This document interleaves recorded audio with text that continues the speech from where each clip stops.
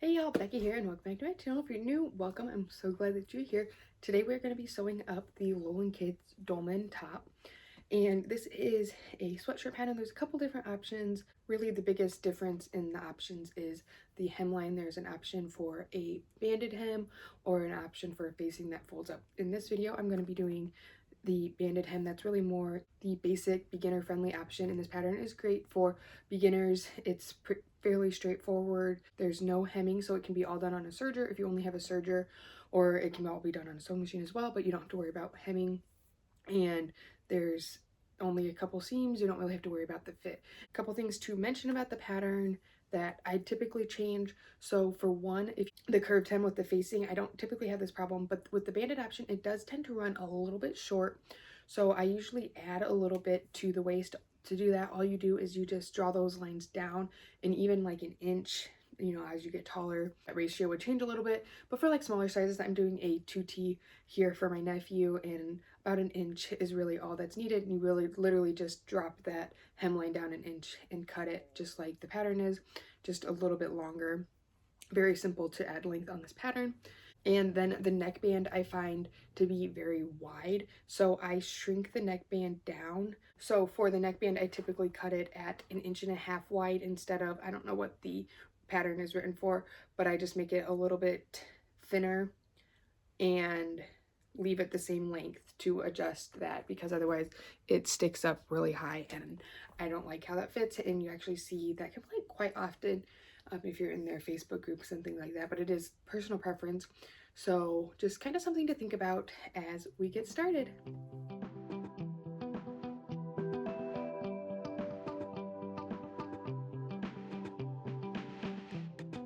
Alright, so to get started, I always just like to go over the pattern pieces that I have.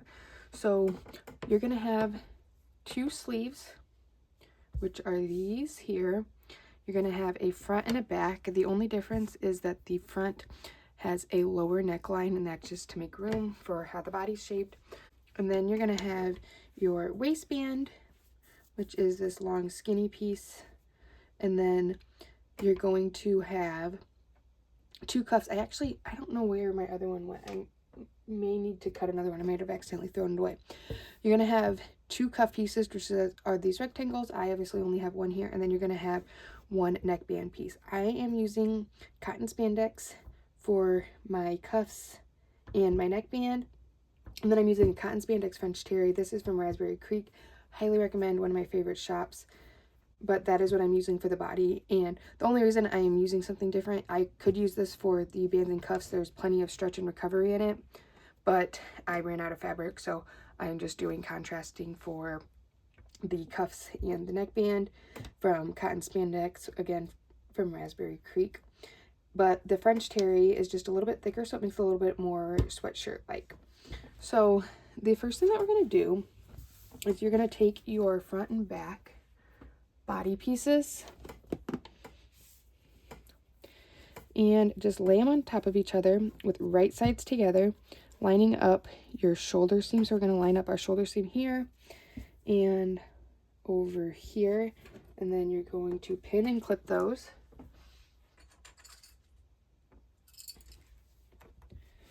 And then you're going to pin or clip that shoulder seam on both sides. And then you're just going to go over and you're going to sew this shoulder seam and this shoulder seam. I have those shoulder seams sewn, and this is all using a 1/4 inch seam allowance. What we're going to do is we're going to open up our top to one of the arm size, which is this part that kind of juts out here. That's where we're going to attach our sleeve. So we are going to take one sleeve, and on this pattern, it doesn't matter which sleeve you use on which side or which way it faces, because they're exactly the same. So we're going to fold our sleeve in half. I like to fold it with my wrong sides together. Find where it folds, and that is the center point of my sleeve.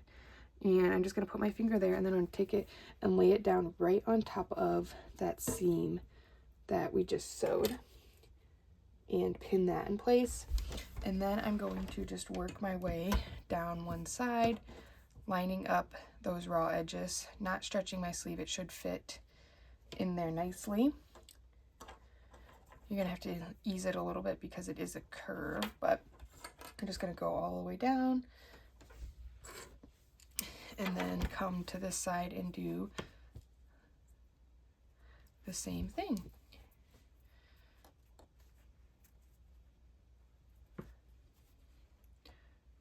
And then once you have that sleeve pinned on, you can see how it's kind of bunching because like I said, it is a curve. So it's just kind of trying to take that. So as you sew, you're going to sew starting down at one end all the way down. And you just want to be careful as you sew, you keep your sleeve flat and you don't let any fabric pinch in there. I always like to sew with my sleeve on top to kind of help ease it in. So I'm going to go ahead and sew this one on, and then I'm also going to sew the other one on while I'm at it using the exact same method.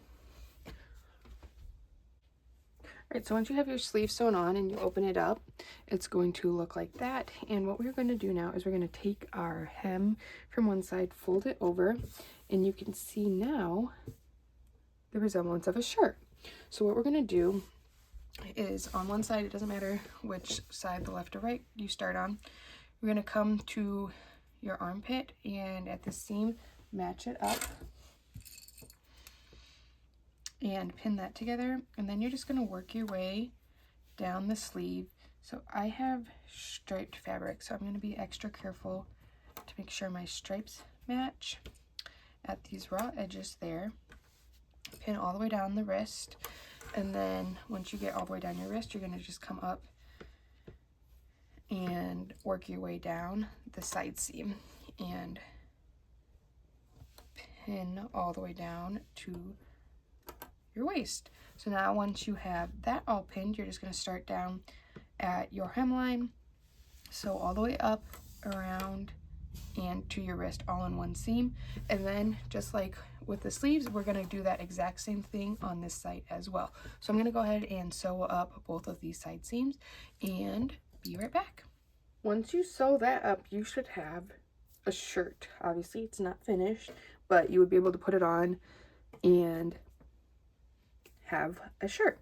So we're going to now set the body of our shirt aside. We're going to take out all of our band pieces, and we're going to do these all at once because it's the same step for all of them. So it doesn't really matter, and it's quicker to do it this way. So this is my waistband, so I'm going to fold my waistband in half, right sides together, matching up this short end here. Going to pin this side together there. Then I'm going to take my neckband, do the same thing, right sides together. Make sure if you're using a solid, you have your right sides together. Match up just the short end. The rest of it, it doesn't really matter. It just needs to be on top of each other. It doesn't need to be lined up. So I'm going to pin that together. I'm going to take both my cuffs. Again, I still only have one cuff.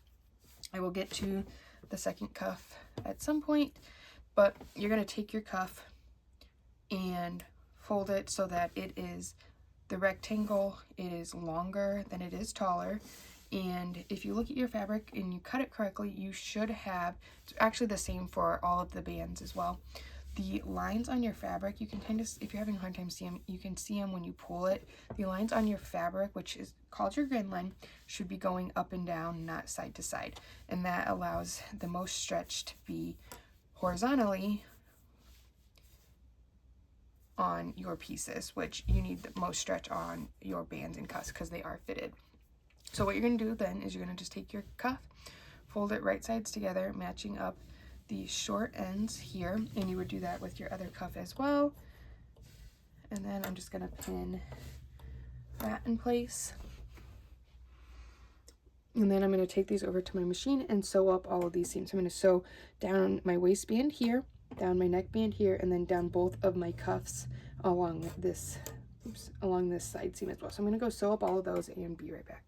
So once you have all of those sewn up, they should all form a circle within themselves.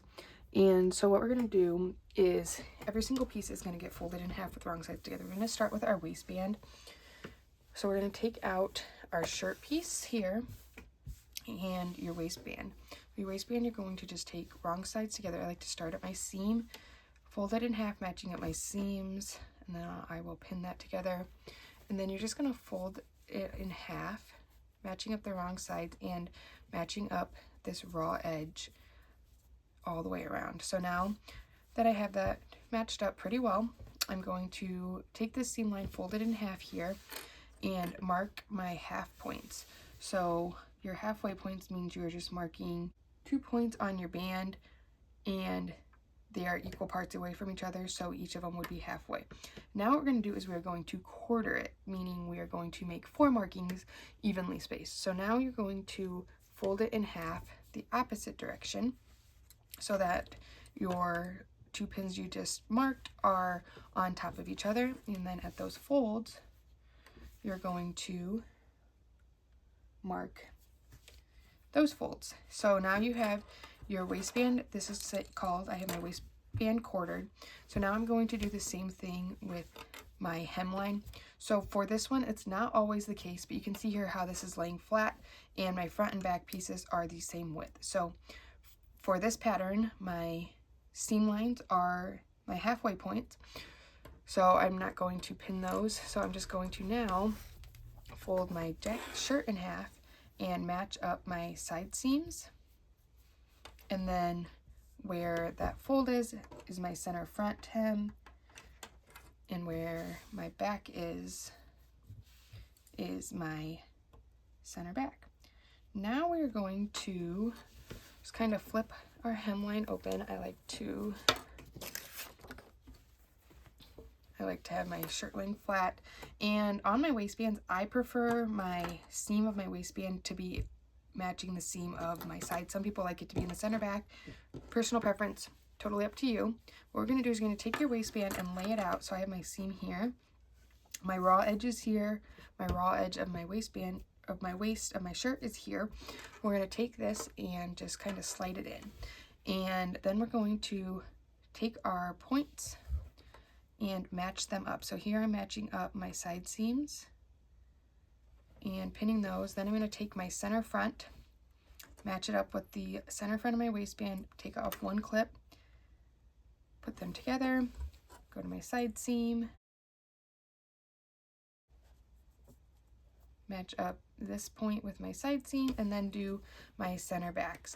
Now your waistband, and typically with bands and cuffs on knit garments, they are usually going to be smaller than the garment, and that's intentional. It kind of cinches them in, and that's why we want to quarter it, because we want to make sure that it's evenly spaced. So you can see here how I have extra fabric on this, and what we're going to do when you sew, you're going to just stretch your waistband slightly so you can see how that fabric of my shirt starts to lay flat on top of the waistband and it's not bunched up. So as you go, you're going to take this over to your machine, and as you sew, you're just going to stretch that waistband slightly as you sew so that your shirt is laying flat. You don't want it to have any puckers or any creases or anything like that when you're sewing. If you're doing that, that means that your waistband is not being stretched properly. So I'm going to go ahead and sew this waistband on, again stretching my waistband as I sew. You don't want to overstretch it where you're stretching the waist of your skirt or just whatever, you know, your cuff or whatever it is. You want it to be just enough, otherwise you're going to get weird ripples and things. And if you're using a lighter weight fabric or like a waffle knit or something like that, you may need to play with your machine and adjust your either your presser foot settings and the pressure of your presser foot if you're using a sewing machine. If you're using a sewing machine, make sure you're using a walking foot. That's going to help tremendously. And then on your serger, you may need to increase your differential. And then if you do still have some waviness after that, you can give it a good steam, and that will usually help your pieces lay flat. So there's just a nice little tip for you when sewing on knits. So I'm going to go sew this waistband on and be right back. So I got my waistband sewn on, and you can see how mine has a little bit of waviness, but once it's done, I will give it a nice steam, and that should take it out. And if you fold your waistband down, it looks like that. And one thing I did forget to mention, if you're using a directional print, this is not directional. Directional means that your print only goes right one way, so you would have a top and bottom of your print, or it could be upside down or sideways, whatever. You would want to make sure when you attach your waistband that then once it's sewn on, before you sew it, that when you sew it on and flip it down, and that it is going to be facing the right direction. Because the worst thing is to get it all on and then realize you sewed it on upside down. And that's the same for the neckband and the cuffs. So now we're going to do the neckband. And again, I always like to start with the waistband, especially if you're a beginner. It's just easier to kind of get the feel for it. It's a bigger piece, so it's a little bit easier to work with. But now we're going to do the neckband, and the neckband is basically the same steps as our waistband, just kind of on a smaller scale. So the first thing we're going to do is fold your neckband in half, wrong sides together, match up your raw edges. We're going to quarter it just like we did our waistband. Quarter it.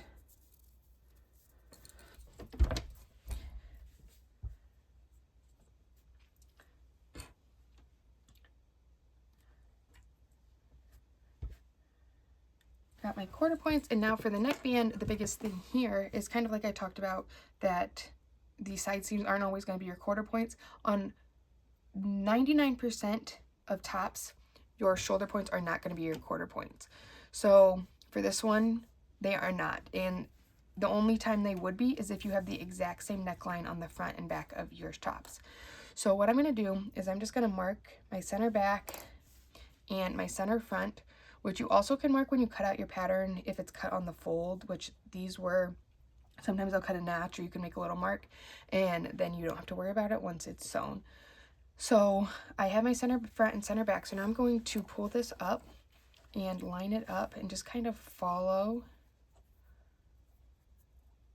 those raw edges together. So here is my center, my quarter point. You can see it's almost an inch past my shoulder seam.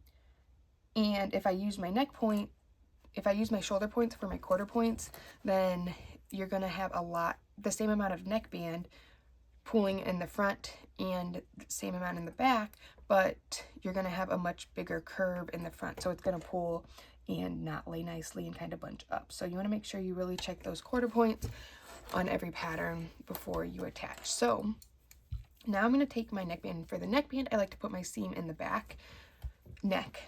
So I'm just going to match it up now, just like we did the waistband. Match up all of those points, matching up the raw edges. And again, just like the waistband, we're going to take this over and with our machines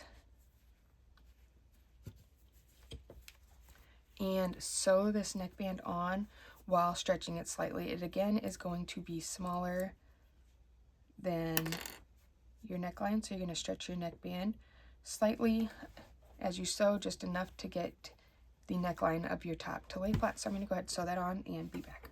All right, so once you have your neckband on, it's going to look like that. And then if you wanted to, you could press this seam allowance down, and then on the front side, top stitch it down. I typically don't do that. I don't have a cover stitch or anything, and I think it looks just fine without it. So I recommend, especially if you're a beginner, to just be proud of yourself and leave your neckband as is. But if you want to try it, go ahead and give it a try. You just want to be careful that you're using a stretch stitch, and it just can be hard to make it lay nicely, and it typically will stretch out your neckband and stuff, stretch out your neckline and not lay nicely, which is why I just avoid it. And then if you wanted to, you could always top stitch this seam allowance down. It's definitely not required, but just something that you could do. You also could do that on your waistband. You would just want to make sure that you stretch it out so that your main fabric of the body of your shirt is laying flat when you do it. So now for the cuffs, again, basically the same steps, but with the cuff, we're only going to find our halfway points because it is smaller. So again, we're going to fold it in half, wrong sides together. I always just kind of twist it around like that to get those raw edges matched up. Match up our seam line, and then again find that center point from that seam line like so. And then you're just going to take your cuff, and again making sure it's going to be the right direction if you have a directional print. I have my sleeve laying flat here, so I already know that this is my center point of my sleeve, and I like to have the seam of my cuff along the bottom of my sleeve. So my seam line is here. So all I'm going to do is I'm just going to take this point here and then take this where this fold is, put my finger on it, and then slide my cuff in to my sleeve. This is the raw edge here. Match up this halfway point with my sleeve and match up my seam lines. And then again, it's going to be smaller. Stretch slightly as you sew, and then repeat that on your other sleeve, and then you're done. All right, so once you get your last cuff added on, which I obviously still haven't because I don't know where my cuff piece is, and I think I'm gonna have to get my fabric and everything out and cut a new one. So just imagine that the cuff looks like this, but like I said, this is just a very beginner friendly, quick, relative term. Obviously it depends on how fast you sew, how comfortable you are. Compared to any other pattern, this is going to be a pretty quick sew based on your sewing time. So like for me, I'm very experienced sewist. I've sewn this so many times, and it took me 25 minutes to sew this up with foaming, so take that into account. And so probably maybe 15 minutes at the most for me to sew this up, when, you know, some patterns will take me over an hour and things like that. So as I said, speed is all relative, but this is going to be quicker than a lot of other options out there. And like I said, and so if you're a beginner, I highly recommend this pattern to try it out. And especially if you're a beginner with knits and you're trying to get comfortable with attaching bands and cuffs and things like that, this is a great pattern to do it. And it's just a very straightforward pattern that is a great place to start and help build your confidence. So if you have any questions, feel free to leave a comment down below, and I would be happy to help, whether it's this pattern or just a sewing question in general. And you can also find me on Instagram. It's at Sewbex. It's SEWBEXX, and you can reach out to me there. And if you do sew this up and share it on Instagram, make sure you tag me and let me know so that I can see it and give you some love.